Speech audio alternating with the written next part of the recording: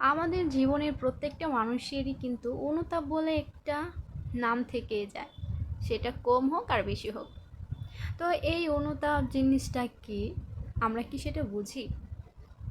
শুধু অনুতাপ যা সারা জীবনেই থাকে, ভুলের দামে কিছুই মিলে না শেষে, বেদনা থাকে মনের ভিতর প্রশিক্ষণে।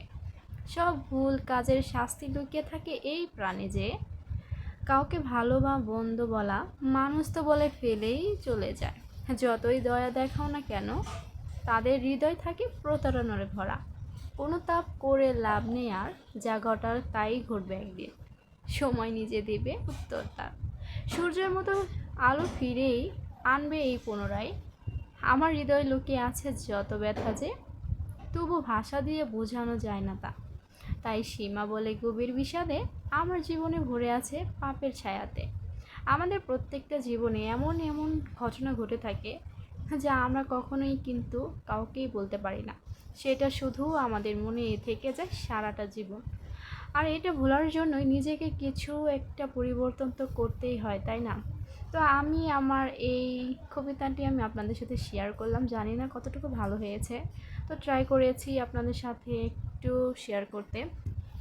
তো আসলে হচ্ছে আমাদের সব কিছু ভুলেই কিন্তু আমাদের নতুন করে কিছু করতে হয়। তো এর জন্যই ধরেন কিছু কাজ করলেন, কিছু রান্না বান্না করলেন, পড়ালেখার মন দিলেন, বা নতুন কিছু করার ট্রাই করলেন। তো আমিও এটাই করি, সবসময় চেষ্টা করি বাসায় কিছু একটা করার। তো আজকে হচ্ছে সকালে সব ভর্তা বানিয়ে ফেললাম। আর আমি হচ্ছে এই সিম ভর্তাটাও করতে চেয়েছিলাম, তারপর আস্তে আস্তে সব ভর্তাই করলাম আর আপনাদের সাথে শেয়ারও করলাম।